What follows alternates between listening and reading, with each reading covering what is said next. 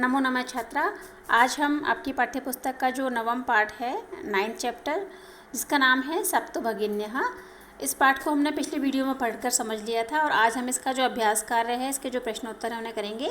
तो आइए नवम पाठ का 9th चैप्टर का अभ्यास कार्य शुरू करते हैं। इसका जो प्रथम प्रश्न है वो है उच्चारणम कुरुत। इसमें हमें उच्चारण करना है ये शब्द जो दिए गए हैं पाठ में, नए प्रयोग जो हुए हैं। तो आइए इनका उच्चारण करते हैं और आप भी इनका अभ्यास अवश्य करें।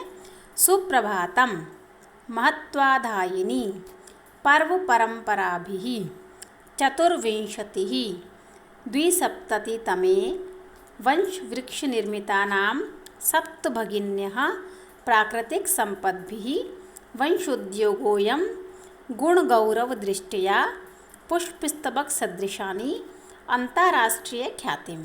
तो इस प्रकार ये जो हमने इसका उच्चारण किया है, आप भी उसका अभ्यास अवश्य करें और नए शब्दों के अर्थ को भी देख लें।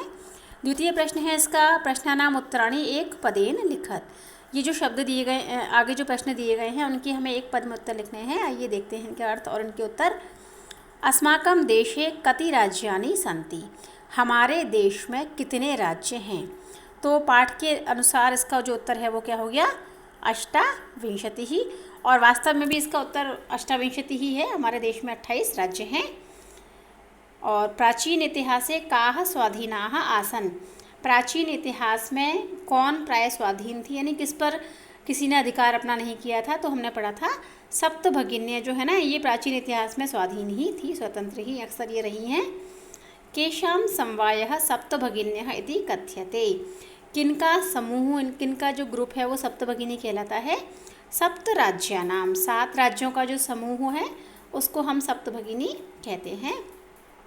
अस्माकं देशे कति केंद्र शासित प्रदेशाः सन्ति। तो यहाँ जो है हमने पाठ के अनुसार सप्त लिखा है, लेकिन अब वास्तव में जो है आप चाहें तो 9 भी लिख सकते हैं, क्योंकि पाठ के अनुसार सप्त है किंतु वास्तव में हमारे देश में 9 केंद्र शासित प्रदेश हैं। तो सप्त या 9 जो भी आप लिखना चाहें लिख सकते हैं। सप्तभगिनी प्रदेशे कः उद्योगः सर्वप्रमुखः। सप्तभगिनी प्रदेश में कौन सा जो उद्योग है सबसे ज़्यादा प्रमुख है, तो वो है वंशोद्योग। बांस का जो उद्योग होता है वो वहाँ सबसे ज़्यादा होता है सप्तभगिनी प्रदेश में, तो वंशोद्योग है इसका उत्तर है। तृतीय प्रश्न है पूर्णवाक्येन उत्तराणि लिखत। हमें इन प्रश्नों के उत्तर पूर्ण वाक्य में देने हैं। भगिनी सप्तके कानि राज्यानि सन्ति। तो भगिनी सप्तके सप्त राज्यानि सन्ति। भगिनी सप्तक में 7 राज्य हैं। तो इसमें आप चाहें तो अरुणाचल, असम, मेघालय, मिजोरम इत्यादि के नाम भी लिख सकते हैं, नहीं तो सप्त भी लिख सकते हैं। इमानी राज्यानि सप्तभगिन्य इति किमर्थम कथ्यन्ते। इन राज्यों को हम सप्तभगिनी इस प्रकार क्यों कहते हैं। तो इसका कारण था कि इनमें ना सामाजिक सांस्कृतिक परिदृश्यों की समानता है इन 7 में ही, इसलिए हम इनको बहनों के समान सप्तभगिनी कहते हैं। तो वही हमने यहाँ लिखा है, सामाजिक सांस्कृतिक परिदृश्यानां साम्यात् इमानि राज्यानि सप्तभगिन्यः इति कथ्यन्ते। और सप्तभगिनी प्रदेशे के निवसन्ति। सप्तभगिनी प्रदेश में कौन रहते हैं। तो सप्तभगिनी प्रदेशे गारो, खासी, नगा, मिजो प्रभृतयः बहवः जनजातीयाः निवसन्ति। यानी ये जो गारो, खासी, मिजो इत्यादि जो जनजातियाँ हैं अधिकतर वो सप्तभगिनी प्रदेश में रहते हैं। और एतत् प्रादेशिकाः कैः निष्णाताः सन्ति। ये जो इसमें रहने वाले जो लोग हैं वो किन में निष्णात हैं। तो एतत् प्रादेशिकाः स्वलीला कलाभिः निष्णाताः, और चाहे तो सन्ति भी लिख सकते हैं। वंशवृक्ष वस्तूनाम उपयोगः कुत्र क्रियते। वंशवृक्ष से, बाँस के पेड़ से बनी हुई जो वस्तुएं होती हैं उनका प्रयोग कहाँ किया जाता है। तो वस्त्राभूषणेभ्यः गृह निर्माण पर्यंतम प्राय सर्वत्र वंशवृक्ष वस्तूनाम उपयोगः क्रियते। क्योंकि सप्तभगिनी प्रदेश में बाँस ज़्यादा होता है, तो चाहे वस्त्र बनाने हो, घर बनाना हो, आभूषण बनाने हो, सब चीज़ों में किसी न किसी प्रकार से बाँस का जो प्रयोग है वो ज़्यादा किया जाता है। और फिर है रेखांकित पदमादृत्य प्रश्न निर्माणम कुरुत। इसमें हमें हर पाठ की तरह ही प्रश्न निर्माण इसमें भी है। रेखांकित पद को आधार बना करके प्रश्न का निर्माण करना है। वयम स्वदेशस्य राज्यानां विषये ज्ञातुम इच्छामि। तो वयम स्वदेशस्य जो है ना, ये षष्ठी एकवचन है, तो यहाँ जाएगा कस्य, पुल्लिंग षष्ठी एकवचन कस्य। सप्तभगिन्य प्राचीन इतिहासे प्रायः स्वाधीना एव दृष्टा। इसमें जो सप्तभगिन्य है ना, ये प्रथमा का बहुवचन है स्त्रीलिंग का, तो यहाँ आ गया काहा। प्रथमा का बहुवचन का के काहा। प्राचीन इतिहास से प्रायः स्वाधीना एव दृष्टा।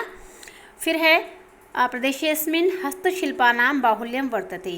हस्तशिल्पा नाम जो शब्द है ना, ये षष्ठी विभक्ति बहुवचन है, तो यहाँ भी षष्ठी का बहुवचन आ गया, केशाम बाहुल्यम वर्तते। और एतानि राज्यानि तु भ्रमणार्थम स्वर्ग सदृशानि, यानी ये राज्य घूमने के लिए स्वर्ग के जैसे हैं, है ना। तो प्रश्न में क्या बनेगा इसका कि कैसे हैं या किस प्रकार के हैं, तो क्या आया, कीदृशानि। स्वर्ग सदृशानि का क्या बन गया, कीदृशानि, यानी किस प्रकार के ये राज्य हैं। फिर है प्रश्न जो 5, ये थोड़ा ध्यान दें, इसमें यथा निर्देशम उत्तर, यानी जैसा निर्देश आपको दिया गया है वैसे ही आपको इसके उत्तर देने हैं। तो ये आपके जैसे आता है ना पठित गद्यांश या पठित गद्यांश में भाष्य कार्य, उसकी तरह से है ये, तो इसे ध्यान से करें। महोदये मे भगिनी कथयति, अत्र मे इति सर्वनाम पदम कस्य प्रयुक्तम, यानी महोदया मेरी बहन कहती है, तो इसमें मेरी बहन कहती है, तो मे जो है ना मेरी, वो किसके लिए आया है, अर्थात किसने ये वाक्य कहा होगा। तो ये हमने पढ़ा था पाठ, इसमें है स्वरा जो लड़की थी, छात्रा थी, उसने कही थी ये बात, तो हम इसमें लगाते हैं चतुर्थी स्वरा। यही ये वाक्य, ये सर्वनाम पद जो है ना वाक्य में किसके लिए आया है, स्वरा के लिए। अगला है सामाजिक सांस्कृतिक परिदृश्यानां साम्यात् इमानि उक्तोपाधिना प्रथितानि, अस्मिन् वाक्ये प्रथितानि इति क्रियापदस्य कर्तृपदं किम्। इस पर भी आप ध्यान दें, सामाजिक सांस्कृतिक परिदृश्यों की समानता के कारण इमानी, यानी ये सभी जो है ना, ये सप्तभगिनियाँ, इनको उक्तोपाधिना प्रथितानि, यानी सप्तभगिनी नाम से ये फेमस हैं, प्रसिद्ध हैं। तो इसमें जो फेमस हैं या प्रसिद्ध हैं, इसका क्रियापद जो है ना, ये क्रिया है, प्रसिद्ध हैं, तो इसका कर्ता कौन है, कौन प्रसिद्ध है, तो क्या उत्तर आएगा इसका, इमानी। इस वाक्य में कौन है इसका कर्ता, इमानी, यानी ये सप्तभगिनियाँ इस तरीके से प्रसिद्ध हैं सप्तभगिनी के नाम से, तो इसमें क्या आएगा, इमानी। तो ये वैसे 7 राज्यों के लिए है, लेकिन यहाँ इमानी आया है तो हम इसको इमानी ही लेंगे कर्तृपद। और अगला है एतेषां राज्यानां पुनः संगठनं विहितम, अर्थ देखें इसका, इन राज्यों का पुनः संगठन किया गया या हुआ। यहाँ पर जो संगठन है, ये इस कर्ता का क्रियापद कौन सा है, अब आप पढ़िए ज़रा ध्यान से। संगठन हुआ, तो इसमें संगठन तो हो गया कर्ता, क्रिया कौन सी हुई, हुआ, तो सीधी सी बात है, इसका क्रियापद क्या हो गया, विहितम। इसका क्रियापद है संगठन का विहितम। और अत्र वंश वृक्षानाम प्राचुर्यम विद्यते, यहाँ पर बांस के पेड़ों की प्राचुर्यम, यानी प्राचुर्यम का मतलब होता है बहुत अधिकता होना किसी चीज़ की, ज़्यादा होना किसी चीज़ का। तो अस्मात् वाक्यात, इस वाक्य से जो हमने पढ़ा है ना अभी, इस वाक्य से अल्पता का मतलब होता है किसी चीज़ का कमी होना, तो कमी होना, इस पद का विलोम पद हमें या विपरीत अर्थक जो पद है वो चुन करके लिखना है। तो आपको समझ में आ गया होगा, कमी होना का अपोजिट क्या होगा, अधिकता होना, अर्थात प्राचुर्यम। तो इसका उत्तर क्या हो गया यहाँ पर, प्राचुर्यम, ये इसका विलोम पद है किसका, अल्पता का। और इसका ही अगला प्रश्न, क्षेत्र परिमाणैः इमानि लघूनि वर्तन्ते, क्षेत्र के परिमाण को देखें, यानी एरिया को यदि हम नापते हैं तो ये बहुत छोटे दिखाई देते हैं जो सप्तभगिनी हैं वो। तो संति जो शब्द है यहाँ पर आया है, संति शब्द एक आया नहीं है, लेकिन संति शब्द इस क्रियापद का समानार्थक हमको लिखना है, यानी इस वाक्य में ऐसा कोई शब्द है जो संति का समानार्थक है। संति का मतलब क्या होता है, हैं या होते हैं, तो संति का समानार्थक कौन सा हो गया यहाँ पर, वर्तन्ते, हैं या होते हैं, दोनों अर्थों में आता है वर्तन्ते। तो यहाँ पर इसका उत्तर क्या हो गया, वर्तन्ते। अगले प्रश्न की ओर बढ़ते हैं।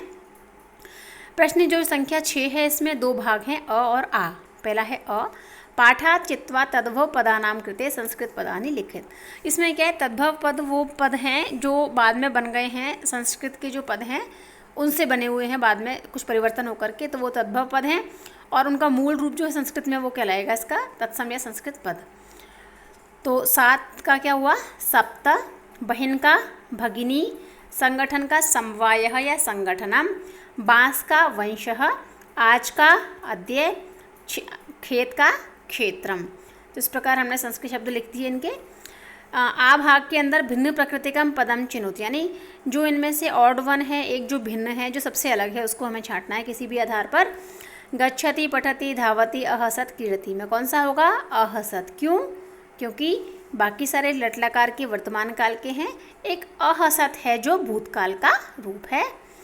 छात्रः, सेवकः, शिक्षकः, लेखिकः, क्रीडकः, इसमें लेखिका क्यों है, क्योंकि सारे पुल्लिंग शब्द हैं और एक लेखिका स्त्रीलिंग शब्द है।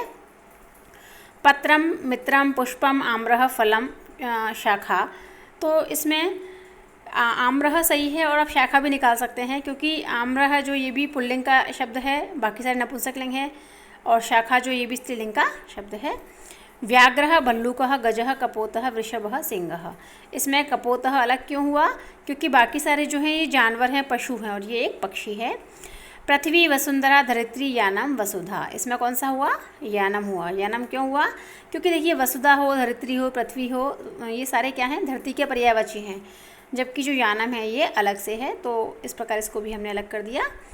और अंतिम प्रश्न इस पाठ का, विशेष्य विशेषणानाम उचित मेलनम कुरुत, यानी विशेषण और विशेष्य का उचित तरीके से हमको मेल करना था, जोड़ना था इनको, तो हमने कर दिया है। इसमें आपको ये ध्यान रखनी है कि लिंग विभक्ति वचन की समानता के आधार पर और अर्थ को देखते हुए इनको मिलाना होता है।